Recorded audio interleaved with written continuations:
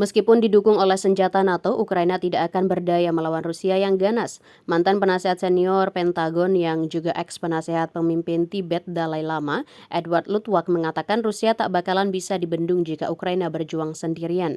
Senjata-senjata yang dipasok oleh NATO pun hanya bisa mencegah kerugian lebih besar dari gempuran pasukan Vladimir Putin. Luttwak meyakini jika Ukraina tak akan dapat apa-apa dalam peperangan ini tanpa pengerahan pasukan langsung, karena terlepas dari kuantitas dan kualitas senjata yang dikirim ke Kiev, pasukan Ukraina kalah jumlah dibandingkan Rusia, kata Luttwak.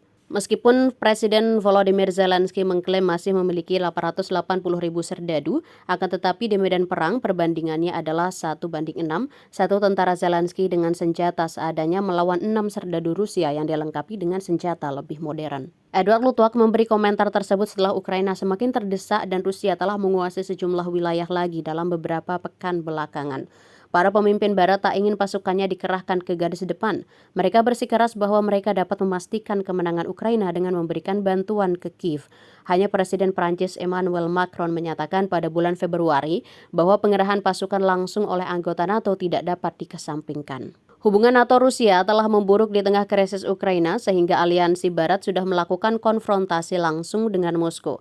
Kata juru bicara Kremlin Dmitry Peskov pada hari Kamis, Putin telah memperingatkan bahwa NATO akan berisiko memicu konflik nuklir jika anggotanya mengirim pasukan ke Ukraina.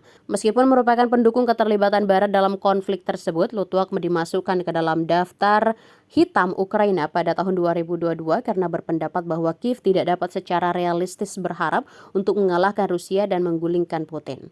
Sementara itu, Presiden Ukraina Volodymyr Zelensky menyambut inisiatif negara-negara asing yang mengirimkan pelatihan atau misi penjaga perbatasan ke Ukraina. Akan tetapi, dia tidak bisa mendorong negara-negara lain untuk mengirim pasukan untuk berperang. Yang kedua adalah membangun pusat perbaikan untuk memperbaiki semua peralatan Barat di Ukraina di wilayah tertentu di bawah tanah. Pada saat yang sama, Zelensky mengomentari diskusi tentang kemungkinan pengerahan pasukan asing ke Ukraina.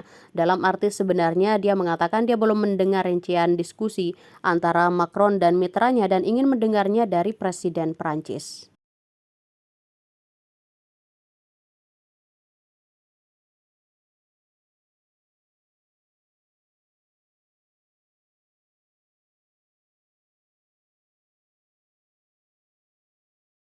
Download Tribun X sekarang, menghadirkan lokal menjadi Indonesia.